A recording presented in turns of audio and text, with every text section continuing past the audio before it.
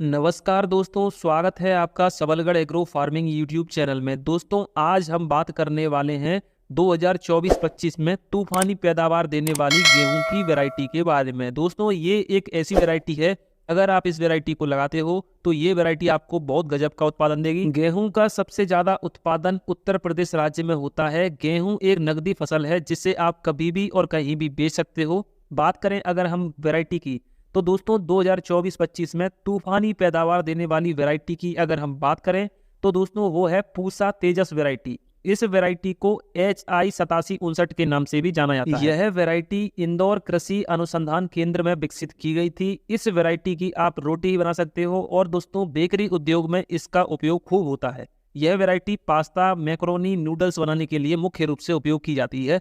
इसकी रोटी भी दोस्तों ठीक ठाक बन जाती है। इस वैरायटी का दाना खाने में थोड़ा कड़क होता है और दोस्तों इस वैरायटी का दाना आकर्षक, चमकदार और साइज में बड़ा होता है। इस वैरायटी के 1000 दानों का वजन 50 से 52 ग्राम के आसपास होता है। यह दोस्तों उत्पादन के साथ साथ इस वैरायटी में पोषक तत्वों की भरपूर मात्रा होती है। इस वैरायटी में 12.5% प्रोटीन होता है और विटामिन ए भी इस वैरायटी में भरपूर पाया जाता है। इस वैरायटी के बाली का रंग सफेद होता है, लेकिन दोस्तों इस वैरायटी की जो ऊंचाई है या लंबाई है वो आपको 85 से 90 सेंटीमीटर देखने के लिए मिलेगी, जो दूसरी वैरायटियों से कम है।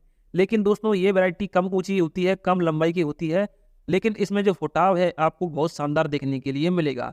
इस वैरायटी का तना मजबूत होता है, जिससे इस वैरायटी में आपको गिरने की शिकायत बिल्कुल भी देखने के लिए नहीं मिलेगी। गेहूं की यह वैरायटी 130 से 135 दिन में पककर तैयार हो जाती है और दोस्तों इस वैरायटी में 3 से 5 सिंचाई करने के बाद आपको ठीक ठाक उत्पादन देखने के लिए मिलेगा। इस वैरायटी की एक खास बात यह है दोस्तों, अगर आप इसमें 6 से 7 सिंचाई करते हो तो आपका जो रिजल्ट है, आपका जो उत्पादन है और भी अच्छा देखने के लिए मिल सकता है। इस वैरायटी की बुआई आप अगेती भी कर सकते हो और पछेती भी कर सकते हो। बात करें अगर हम सही टाइमिंग की, तो आप 1 नवंबर से लेकर के 20 नवंबर तक कभी भी इस वैरायटी को लगा सकते हो। ये समय ऐसा रहता है दोस्तों, अगर आप इस समय पर गेहूं की बुआई करते हो तो आपको जो उत्पादन है और रिजल्ट है बहुत अच्छा देखने के लिए मिलेगा। अगर आप 1 एकड़ क्षेत्र में इस वैरायटी को लगा रहे हो तो आपको दोस्तों 45 से 50 किलोग्राम बीज की रिक्वायरमेंट होगी। अगर आप 1 हेक्टेयर में लगा रहे हो तो आपको 105 से 110 हेक्टेयर के हिसाब से बीज की आवश्यकता होगी। लेकिन अगर आप 1 बीघा में इस वैरायटी को लगा रहे हो तो आपको 15 से 20 किलोग्राम प्रति बीघा बीज की आवश्यकता होगी। इस वैरायटी के पौधे में फुटाव अच्छा देखने के लिए मिलता है। गेहूं की यह वैरायटी अधिकतम उत्पादन देने के साथ साथ इस वैरायटी में सेटरिंग की समस्या देखने के लिए नहीं मिलती है।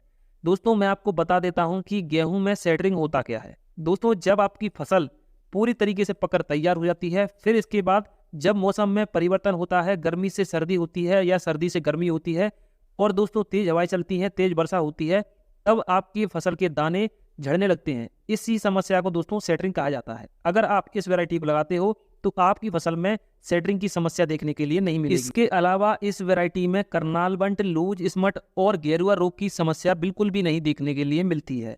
दोस्तों बात करें अगर हम इस वैरायटी के उत्पादन की, तो दोस्तों अगर आप 3 से 4 पानी या 4 से 5 पानी में अगर इसकी पैदावार की बात करें तो यह वैरायटी आपको 65 से 70 क्विंटल प्रति हेक्टेयर उत्पादन निकाल कर देगी। अगर दोस्तों आप इस वैरायटी में 6 से 7 पानी देते हो तो इस वैरायटी का उत्पादन आपको 75 से 80 क्विंटल प्रति हेक्टेयर भी देखने के लिए मिल सकता है। यह एक ऐसी वैरायटी है जो केवल और केवल पानी पर डिपेंड है। अगर आप अच्छी तरीके से और सही अंतराल पर पानी दोगे तो यह वैरायटी आपको बहुत शानदार उत्पादन निकाल कर देगी।